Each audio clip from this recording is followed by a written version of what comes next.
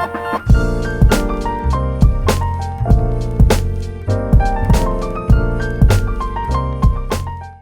à tous, aujourd'hui une recette un peu spéciale. Je suis sûre que vous n'avez jamais essayé de faire votre propre beurre.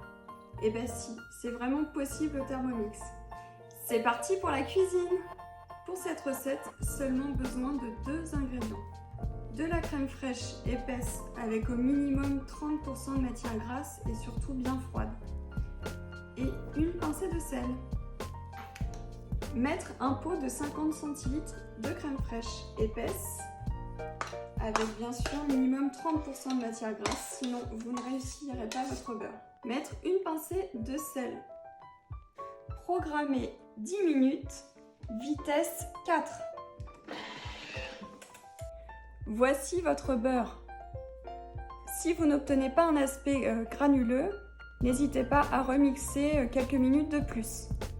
Mettre votre panier cuisson dans le bol afin d'extraire le petit lait que vous allez réserver dans un autre récipient qui vous servira dans une autre recette en remplacement de lait. Ajoutez 100 g d'eau glacée.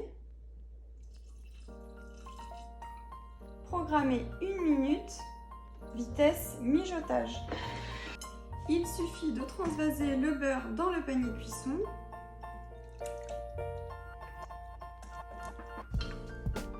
Donc, transvasez ensuite le beurre qui s'est égoutté dans votre panier cuisson dans un petit récipient pour conserver votre beurre. N'hésitez pas à le presser un petit peu et si vous voyez qu'il reste encore du petit lait, de l'égoutter et toujours de le conserver. La recette du beurre classique est terminée. Vous pouvez tout à fait agrémenter ce beurre avec de la fleur de sel, avec de l'estragon pour le marier avec du poisson, avec de l'ail et du persil pour faire un beurre d'escargot, pour très bien mettre avec des noix de Saint-Jacques par exemple, ou faire un préfou. Enfin bref, vous aurez plein d'idées, comme par exemple aussi de la cannelle pour mettre sur une tarte aux pommes. Donc libre à vous de choisir votre garniture. Dans ce cas, vous mixerez 15 secondes, vitesse 3, votre beurre. N'oublions pas le nettoyage du bol car effectivement vous allez voir que c'est un petit peu galère avec le beurre, mais pas de souci avec le TM6. Vous allez mettre l'eau ainsi qu'une goutte de liquide vaisselle. Moi j'ai mis le panier cuisson aussi dedans.